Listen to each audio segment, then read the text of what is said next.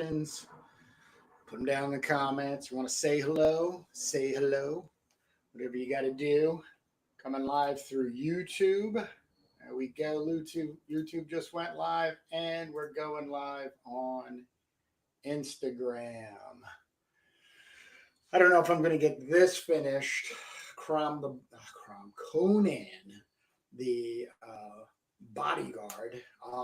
It's like over the halfway point. I'd probably say it's like 60, 70% done. I've been staring at it for the last days since I've been working on it. A couple of areas, definitely up in here.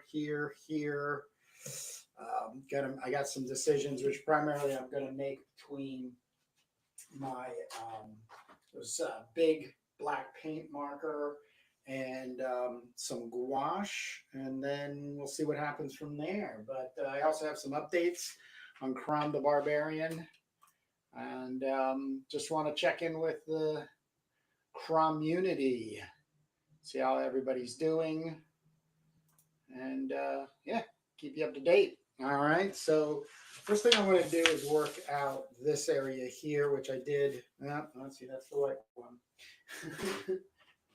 All right, I do believe, I don't think it was this one.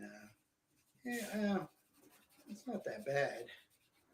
Just wanted to fill it in with some black, so it's not that bad. This one's kind of dried out, so it's got this neat kind of brushy, scumbling effect to it. So I'm pretty cool with that. But the big thing I'm going to be working on is some gouache. Gouache. Everybody knows what gouache is, right? Gouache. Here's my gray. My white. Here's my black. I have gray here too. Yeah, I got a cool number 2 gray. So I use this to sort of flatten out areas a little bit more. These rocks are a little too stark, so I'm going to throw some gray definitely on them. I'm going to start with that. There's also some white I'm going to bring up in the front, and I think some black I'm going to throw up in there. So let me just get some fresh gouache down. I love this stuff. This is my favorite painting material. It's just opaque watercolor. You can reanimate like oil. It can get as thick as, so you can coat pretty well, but you can draw right over the top of it. It darkens pretty quickly. So I am super cool with the gouache, and I don't skimp. These are Holbein's. Holbein's like one of the top art manufacturers, German company that got bought by the Japanese. I think actually I heard somewhere like 70% of all art supplies come out of Japan now, and they're pretty damn high quality. So nobody is going to argue with high quality. So and then the other cool thing is I have water brushes. Now I did not check. These are all marked too. So I got my black, my white, and my gray. So these are water brushes. So I can just immediately get in here and get going. I do want to do something a little different though. Let me just take a second here. Find a rough, not a rough, but yeah, this might work. This will be cool. This. I am going to use some straight up water for these rocks, and I want to go pretty bold. So gray. Get this centered. Make sure everybody can see this. We're not losing anybody. And there we go.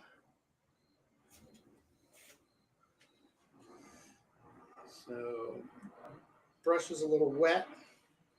I want it to be a bit thick because I'm just basically kind of creating some rocks. I just want them to be loose, so I'm not too worried about specifics. Like I like that kind of stuff. Yeah, see, these are looking a lot better as rocks go for me. And having that black behind it, it's absolutely all right by me. So I like that a lot. Damn, I like that a lot. All right, let's not mess with it. This is a little washy, but we're gonna let it be. Down here, I'm gonna kind of white it up.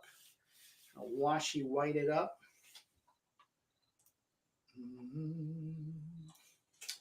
So I'm gonna clean my brush a little.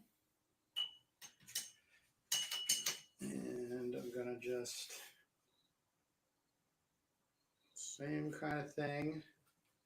It's gonna be pretty thick, though I'll probably end up putting a lot of white water in here to move it around a bit.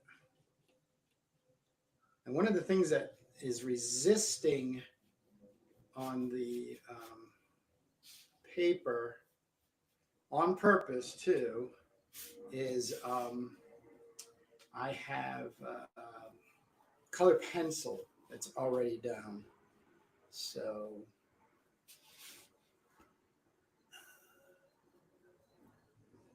water. So it's going to resist a bit. So it's going to create some texture. I like texture. I like texture a lot, especially when you're doing black and white art. It is going to get printed as such. That's the idea. Wow, that's really coming out. Man, it's nice. I'm going to pad up that. Grab my, this is starting to pool up. I don't really need all that pooling up there. Okay, man, this is coming along nicely. People bugging me already. All right. Now, go a little bit more white here.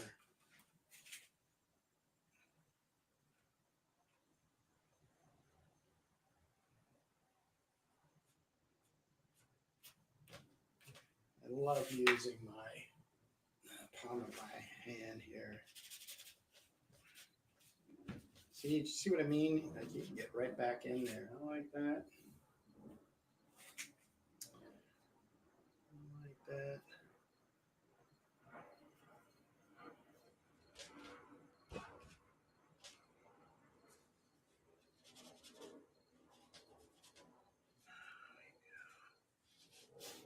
I really do want this to be closer to white. That's what I was envisioning it. So just going to put another layer here. Kind of a reverse spotlight on them. All right, now we're going to the sky. This sky up here.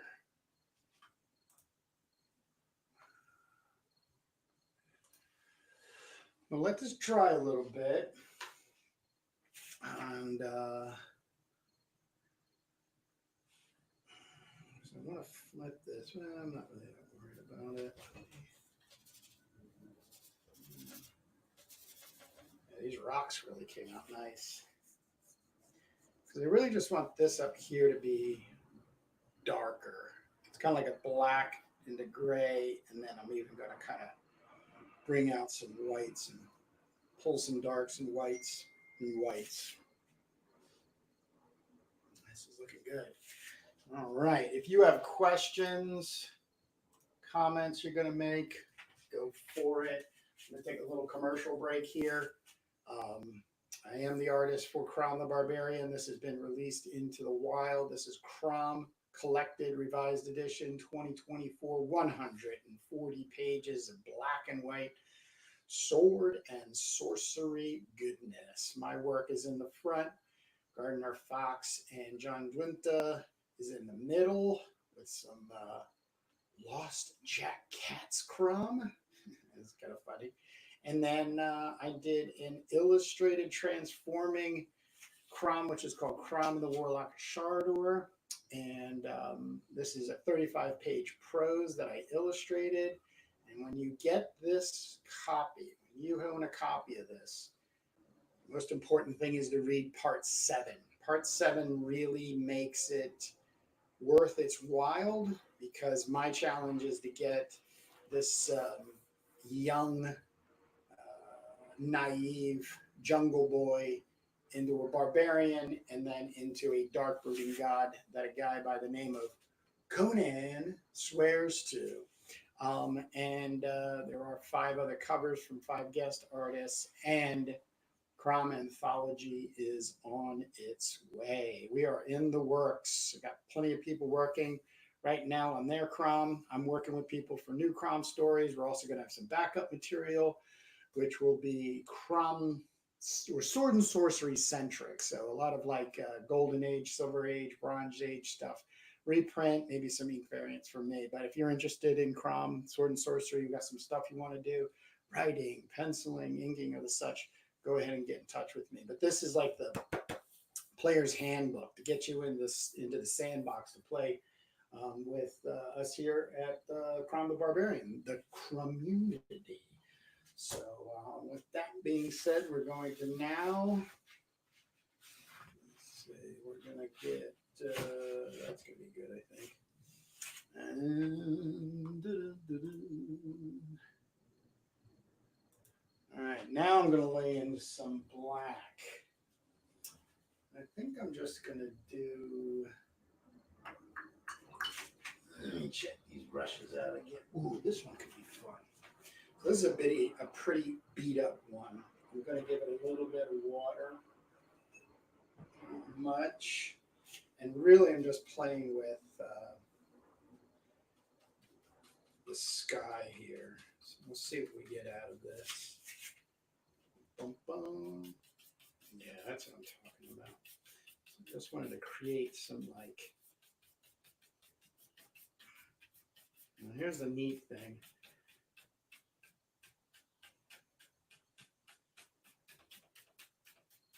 Here we go. Watch this. Because it's a water soluble, you can get right back in there and work it out. So, ooh, that's fun. There you go.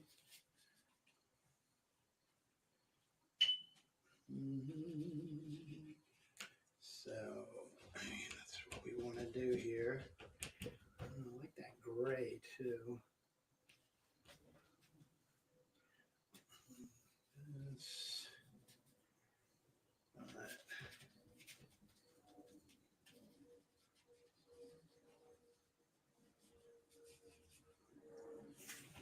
All right, this is definitely doing what I want it to do. Let's see what it looks like up right side up. Oh yeah, oh yeah, that's what I'm talking about. Now, I'm gonna bring back, I got my gouache palette, and then I have my water brushes. So I am going to play around with some white and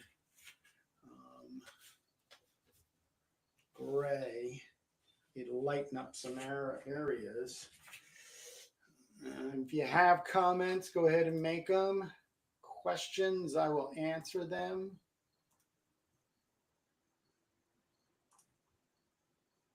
All right, here we go. Let's start with gray. So the nice thing about water brushes are the fact that you have water in there. So you get to really control a lot of the water. So I want to bring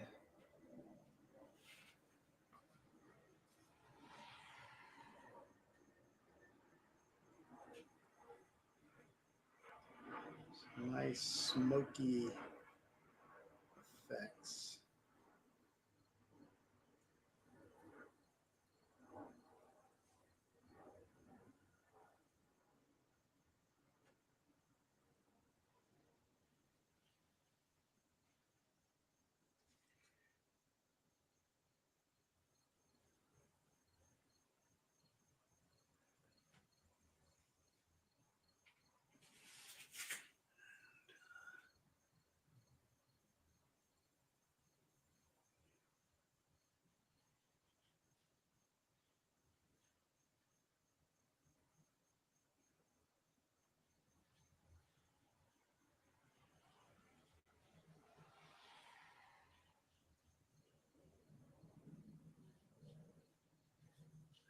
the nice thing about working with gouache is you can always come back and work with it.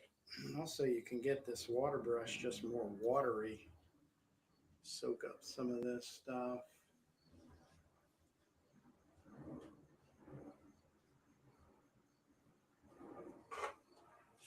Pat it up with the towel. Create some nice, you see that? Just want to create some nice, in the other area.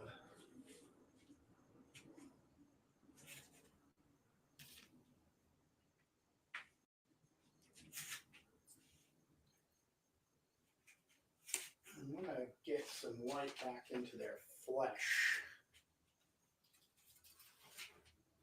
We got a lot of gray already in there, but I'm going to bring some white back into the flesh.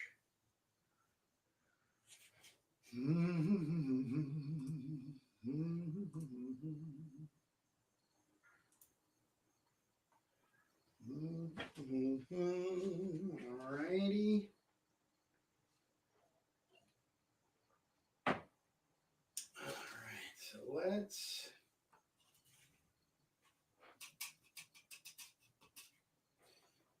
get a little more white on here.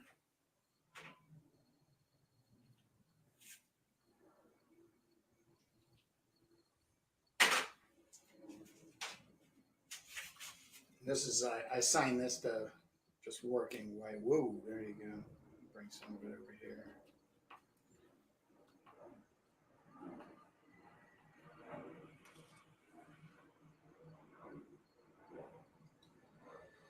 So I'm just really looking at adding some light to their bodies, washing out some of the strong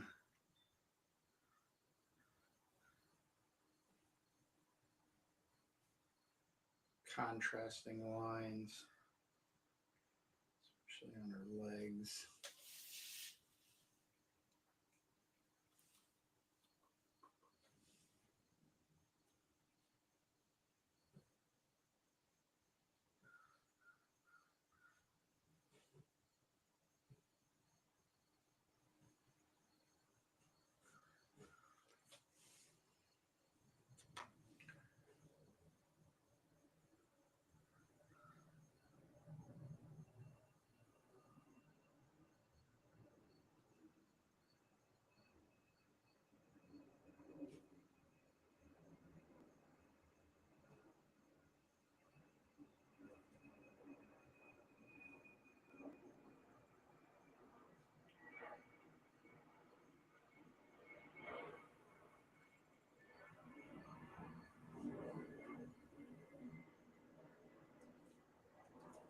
All right, pat that up a bit. Hey, Dexter, how's it going? Thank you for joining me.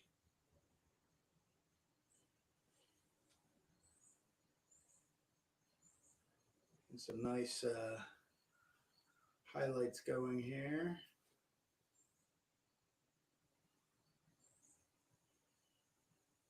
Kind of a glowing effect I'm going for. Yes, you're absolutely right. You're actually leading me into the next segment, Dexter.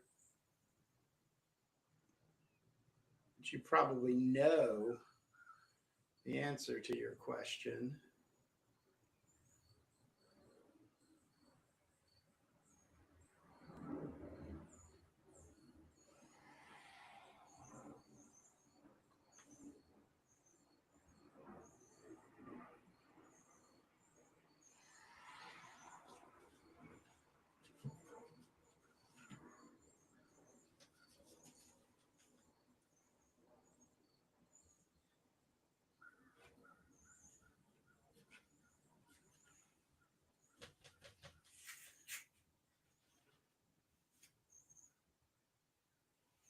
It's perfect for me right now. This is getting me closer to completing it. I actually think once I get this baby dry, I'm hoping to finish it tomorrow live. We'll see. I'll have to sleep on whatever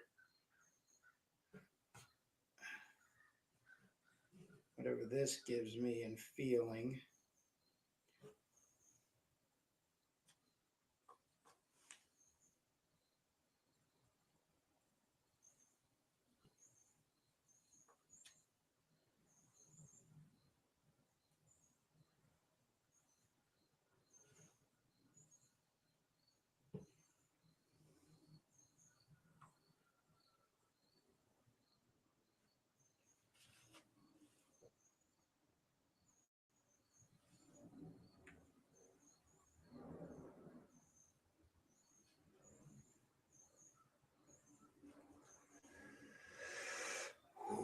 Ooh, this is looking good. I'm liking this. So yes, I'm going to jump to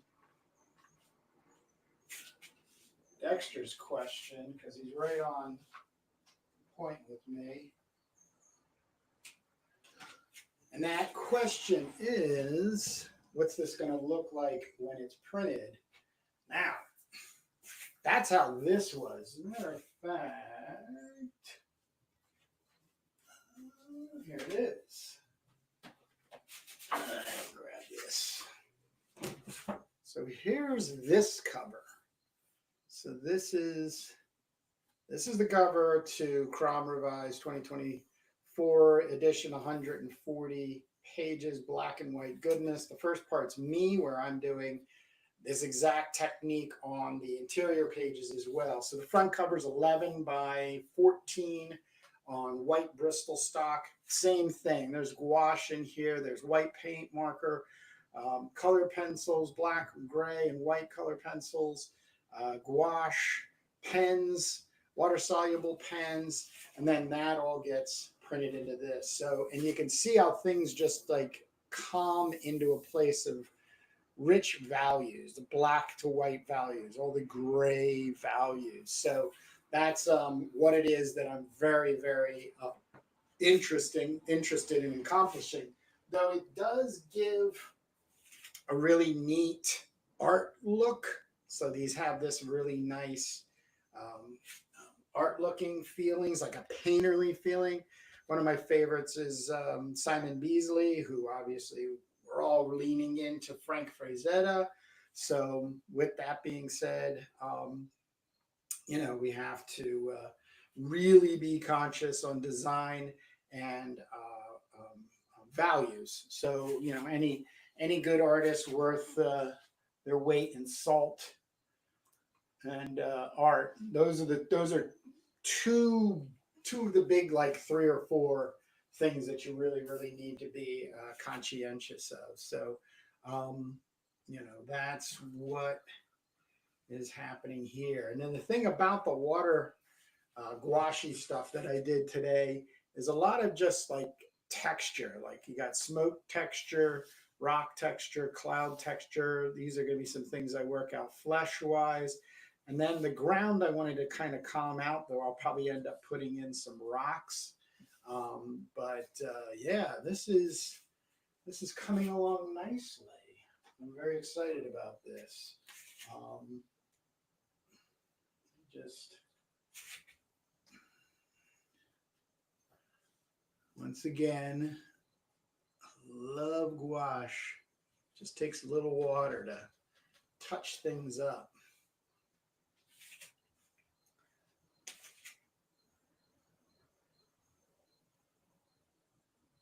Yeah. It brings Dexter, brings everything together, and I love, this is my artwork. This is the thing that gets me to my artwork. I love printed material. I love books. I love illustrated books. I love comic books. That's the art form. This, yes, we all know is artwork. But this is just a piece of the puzzle that gets you to this ultimate feeling. And that's what I'm going for. And that's what I'm staying with. So, it's just the thing that I'm most happy with when making art. getting to my comics, I should say. Let me try something here. Now I'm doodling around.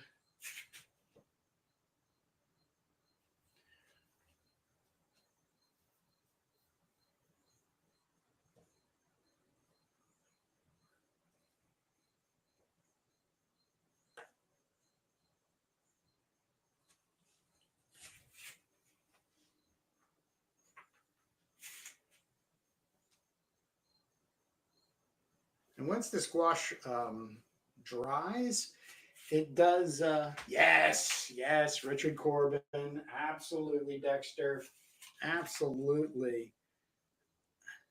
An unsung hero we must sing more songs about, Richard Corbin.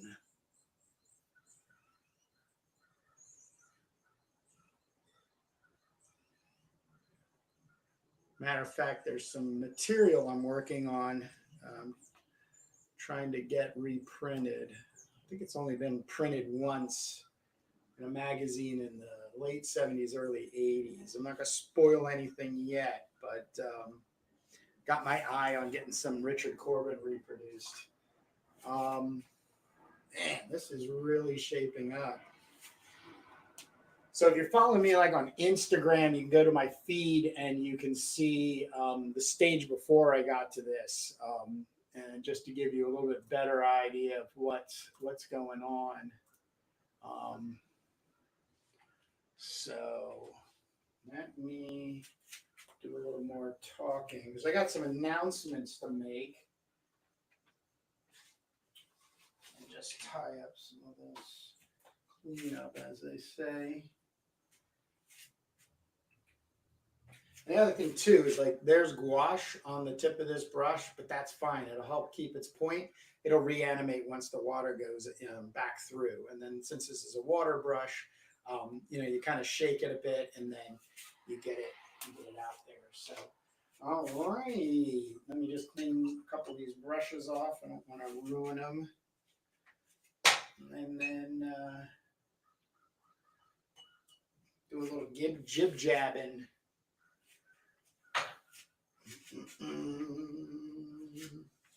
All right. All right. Here we go. So as I've said, this is now out in the wild. This is Conan the Barbarian 2024 revised edition. Black and white, 140 pages, sword and sorcery goodness. It's like the player's handbook to getting you from, or getting me, or anybody who wants to play, Crom is the silly little barbarian boy into a dark and brooding god that this guy swears to. So with that journey and going into the getting Crom to become this god, I have gone back into I am going back into the original sword and sorcery literature. So I printed up a manual called Weird Stories Reprints, Volume 1. It's the big book of old sword and sorcery, not for sale. Actually, it's cost a lot. But I have, let me just put this out. I believe this is like 22 of the these are documented as the first sword and sorcery stories. So it's everything from the Shadow Kingdom from Robert E. Howard. Really, the entirety of this book from 1929 to 1934 is Robert E. Howard and Clark Ashton Smith. So I am going to be going through and really getting my head screwed on properly on what sword and sorcery is all about from the beginning. So I'm really excited about this. I got a lot of reading to do. I've put together a public playlist. I believe I actually did it over on the Turbo Pit Fighter channel. But I'm fine. So far, so good. Up to Making Gargoyles. Yeah, Making Gargoyles by Clark Ashton Smith. As it has an audiobook file already there. So I can do like a read along. I need that. I'm dyslexic. I got attention deficit disorder too. So the reading comprehension goes a lot further when I have something helping me read along. So I'm pretty darn excited about this. What I did is I went to archives.org, found each of the original pulp stories, grabbed them, collect them together. So you also have these great illustrations. So I'm pretty excited about this. It just actually showed up 2 hours ago in the mail. And so you got the red citadel. You know, I'll tell you right now, another unsung hero in Sword and Sorcery is Clark Ashton Smith. I love his wordsmithing. I just love it. He would be in, I think, high consideration as an understudy of Lord Dunsany. So, who's another? I'm reading The King of Elfland's Daughter right now. So, and it's just the first chapter alone blew my socks off. Young man, knight, going off to Elfland to marry the daughter of Elfland, and needs a magic sword, knows it, and goes to an old witch hag, and she makes him a black sword with runes on it. And the way that's described is so freaking cool. So, so I'm going to be talking more about this as I am reading and developing what's going on. And just so people, you know, when you're making your inquiries, these aren't for sale. I'm not selling these. This is quite expensive to print. If you really want to spend some money, you know, contact me. We can maybe work something out, especially if you're going to be working with me on Crom Anthology. And speaking of Crom Anthology, I'm already starting to get stuff going there. So this is a scrapbook of about 400 comic book black and white work that has inspired me. And I'm using to maintain my focus in some of this material. I would be hopefully getting reprinted. This is one of the stories that I would love to get reprinted, which is The Necromancer by our man, Richard Corbin. So things are really working already. So I'm sorry, Speechified is, yes. That's actually a good one. I have one on my desktop. And so I'm talking right now to a guy by the name of Dexter. I'm not going to show off too much if any of this, but Dexter has, and he is working, he has started and he is working on his own Crom story, comic book, 22 pages, called The God Crom. I am going through this. This is amazing. We're going to see what happens. We're going to get Dexter on the Crom podcast to talk about it, and we're going to see how this goes along. But he's doing exactly what I've been asking people to do, which is open call for collaboration. I want to work with people. I want to get this thing up and going, and it is. Selling 70 of these copies in a month for my Can Crom sell 100 Kickstarters. Beautiful success, but we still need some funding. So my last announcement is this. I am going to put this up for sale. I don't know if I'm going to auction it. I don't know if I'm just going to put it up for sale. I just had the idea today. I'm going to start doing more and more Savage Sword of Conan, Sword and Sorcery, black and white painting material comics to get people really excited, you know, and connected to the project, and hopefully buying the original art in order to help fund Crom Anthology #1. So we do need more funding. Having sold 100 copies, it would have kind of tilted it into a more positive place. But I do need to see a little bit more in the way of funding. So I thought, you know what? I'm going to be doing these just to keep myself moving, as you will, through the Sword and Sorcery genre. And yeah, like I said, I have probably one more pass, if not two, on this to do. Tomorrow is Friday, and I would hope maybe by Saturday I would have this completed, as well as you know, a really good idea on whether I'm going to auction this off or sell it. So Yeah, really excited. But look, I just want to thank everybody for stopping by, whether you made it here in the live stream or you're coming back around to check out what's being said and going on. But going to be doing this a lot more often. You know, really strongly excited about bringing Crumb anthology to life. 200 pages is what I'm looking towards. The first half-ish would be Crom-centric material. The second half would be sword and sorcery reprinted material. These are things that are in motion and we're working on. So stay connected. You know how to follow, like, subscribe, do all those things. But I'll be back tomorrow, Friday, probably around the same time, you know, like noonish type of thing. Right now, yeah, right now it's about 1. So, you know, it kind of works for me by my schedule. So I'll just say thank you again, Dexter. Going to be in touch too soon. And with that, I look forward to hearing from you. All right. All right. So another one in the can. Good times. All right. All right. We'll say goodbye.